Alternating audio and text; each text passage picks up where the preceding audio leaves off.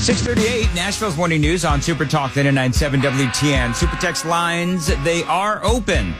8837 says Kamala Harris was rude, disrespectful, condescending, one octave below screaming.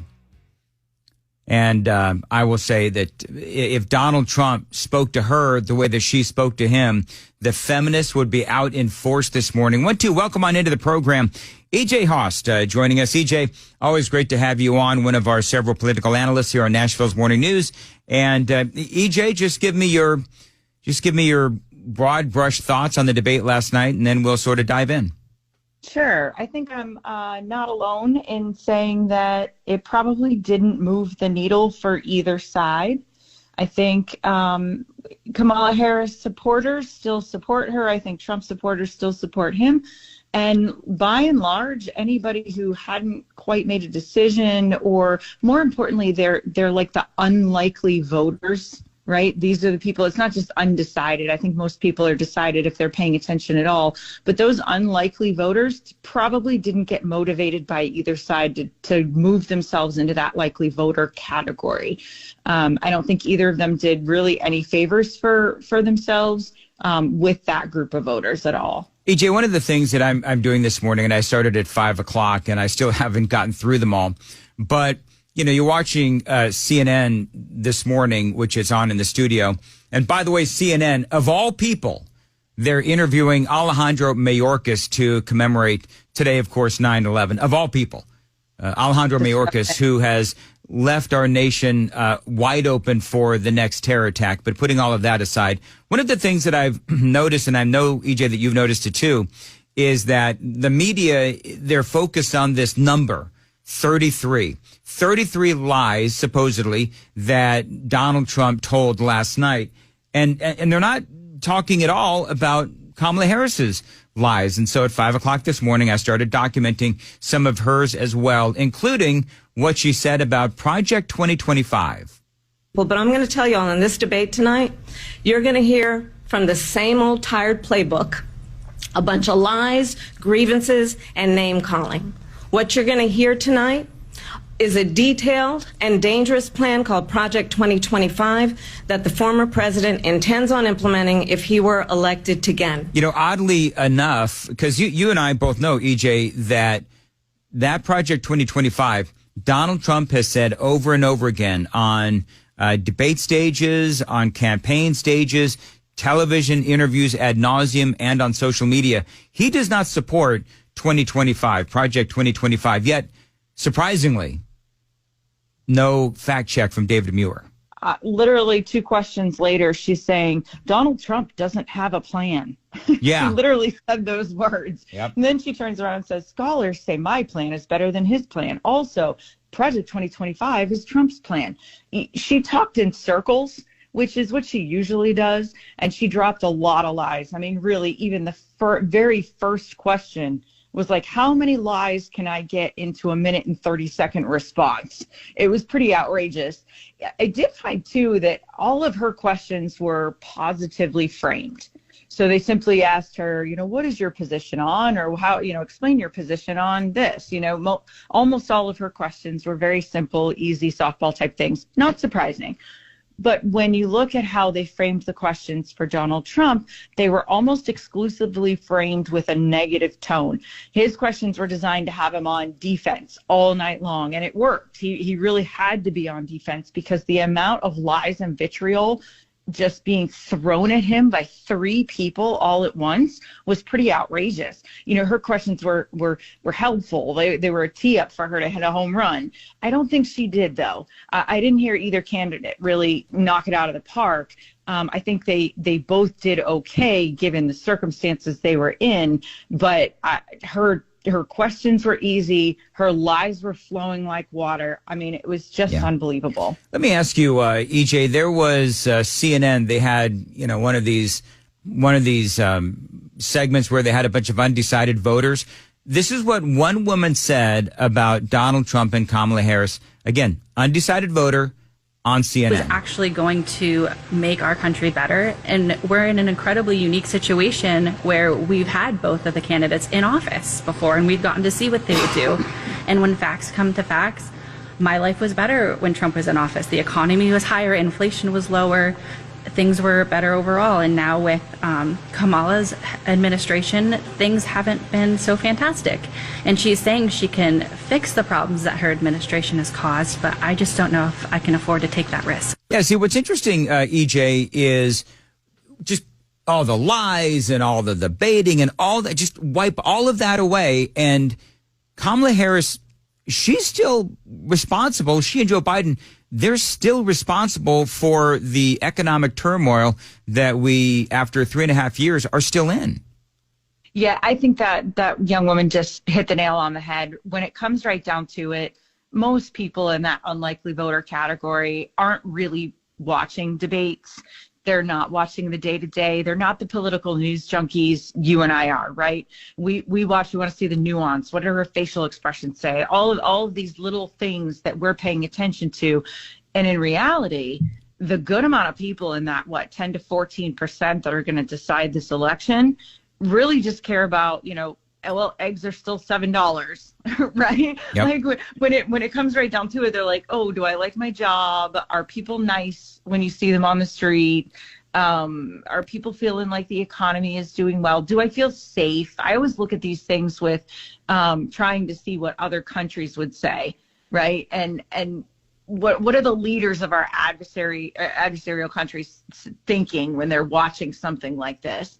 And the perspective of these different types of people is really important. And I think that undecided or unlikely voter is probably more concerned with their wallet and whether or not they're safe in the eyes of other countries, right? So I don't, again, I can say it until I'm blue in the face. I just don't see how Trump did good enough to have a really breakout moment. I don't think Kamala did anything to really hurt herself. I don't think either of them moved the needle at all. It's interesting because we had the debate last night, and as you can imagine, you have the vast majority of people who are watching CNN for this debate found that Donald Trump won the debate. However, what's really interesting, and this goes back to what you and I were just talking about, where Donald Trump, the question is, who would better handle the economy? The same people that said that Kamala Harris won the debate felt like Donald Trump would better handle the economy even after the debate. As a matter of fact, Donald Trump went up a couple ticks. Before the debate, 53 to 37% said that Donald Trump would better handle the economy. After the debate, that everybody is saying that Donald Trump lost, but I think he won on substance. But after the debate, 55% felt like Donald Trump would better handle the economy, 35% saying that Kamala Harris would better handle the economy. So I think there's something to be said for perhaps maybe substance over style. Agreed. For most voters, right? Except that group of people who vote with their feelings and who makes me feel good.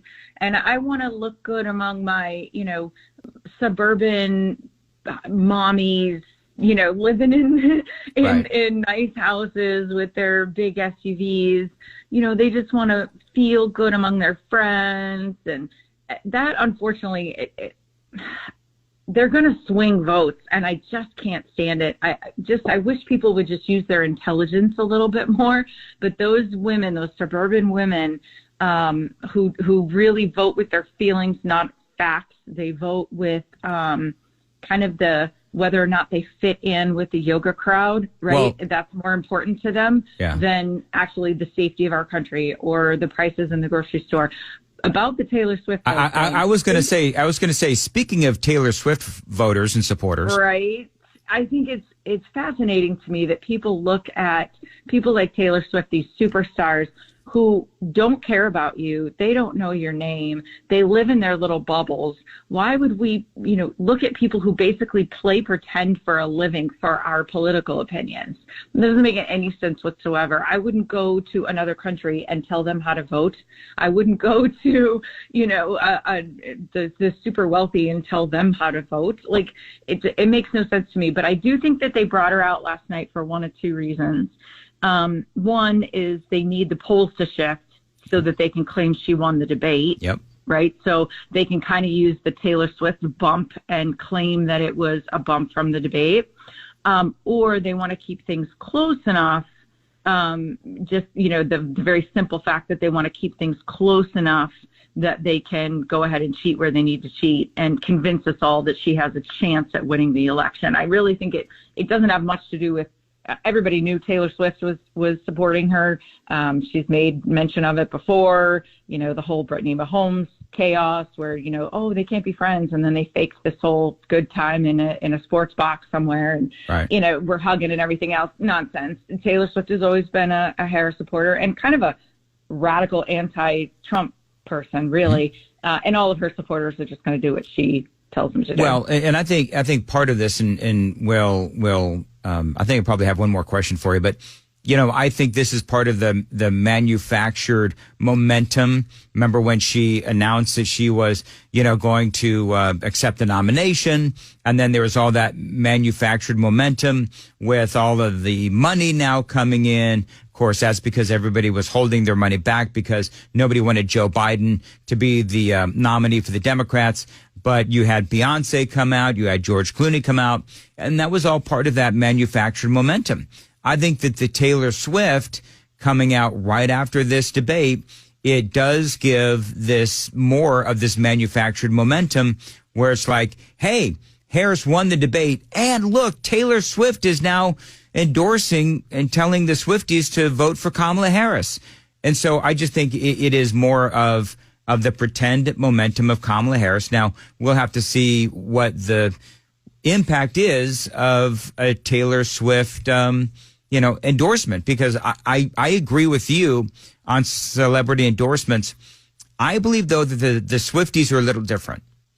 I believe that the Swifties are just, they will vote for they'll vote for whoever Taylor Swift tells them to vote for, because they are brand loyal and they are fiercely loyal to Taylor Swift. Right. And in an election like this, where it is so incredibly close, I think it could have an impact. Now, very quickly, I got 45 seconds left. What should Donald Trump do moving forward? Should he agree to another debate? Sure. Why not? Yeah.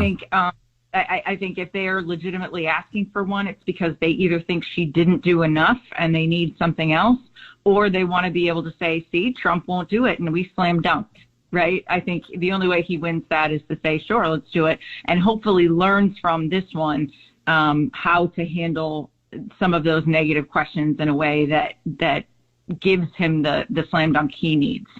All right, EJ Haust, how can we find you on Twitter? Oh, yeah, go find me on X. Capital E, capital J with a happy face. Otherwise, it's at ERINHAUST.